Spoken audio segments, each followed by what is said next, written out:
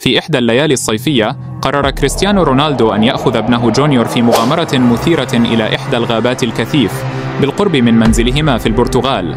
كان قد سمع عن أسطورة قديمة تتعلق بكهف غامض يقال إنه يحتوي على كنوز مفقودة، وقرر أن تكون هذه المغامرة فرصة رائعة لاستكشاف الغابة مع ابنه.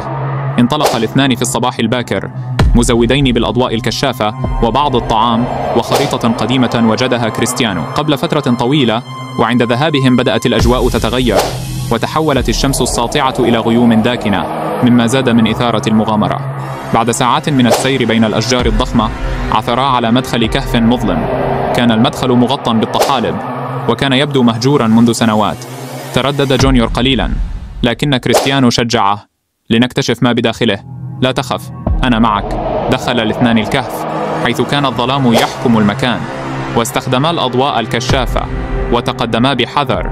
بينما كانا يستكشفان لاحظا نقوشا غريبة على الجدران، بعضها يروي قصصا عن مغامرات قديمة والآخر عن كنوز لا تقدر بثمن.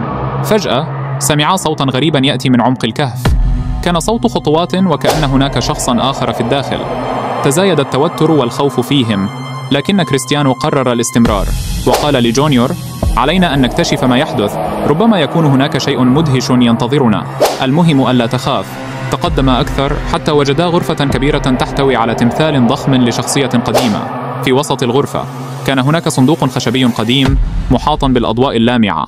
اقترب جونيور وقال: هل تعتقد أنه يحتوي على الكنز؟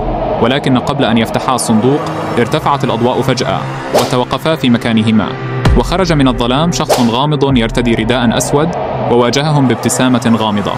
قال: من يجرؤ على الدخول إلى عالمي؟ فاجأهما الموقف، ولكن كريستيانو تمالك أعصابه وقال: نحن مجرد مستكشفين، نريد فقط معرفة ما في الكهف. ابتسم الرجل الغامض وأجاب: هذا الكهف ليس مكانا للفضوليين، لكن إذا كنتم تبحثون عن الكنز فعليكم أولا أن تثبتوا شجاعتكم. فجأة انطلقت سلسلة من الألغاز والتحديات، وكان على كريستيانو وجونيور حلها معا. استخدم الاثنان ذكاءهما وشجاعتهما، واستغرق منهم هذا بعض الجهد والتعب، ولكن في الأخير تمكنوا من حلها. وعندما حل اللغز الأخير عاد الهدوء إلى الغرفة، وفتح الصندوق ببطء، وعندما نظرا داخله لم يجدا شيئا سوى ورقة مكتوبة. قرأها كريستيانو بصوت مرتفع: الكنز الحقيقي هو الشجاعة التي اكتسبتموها خلال رحلتكم. تعالوا إلى هنا وستجدون كل ما تحتاجونه في قلوبكم.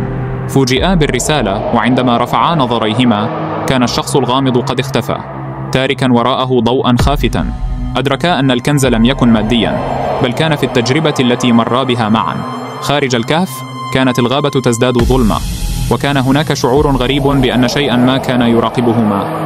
بينما كانا في طريق العودة شعر جونيور بوجود شيء وراءه، ولكنه لم يكن قادرا على تحديده. نظر إلى والده، لكن كريستيانو كان عميق التفكير، نظرا إلى السماء حيث بدأ القمر يظهر والغموض لا يزال يحيط بهما. هل كانت تلك الشخصية مجرد خيال أم كان هناك شيء آخر في الغابة؟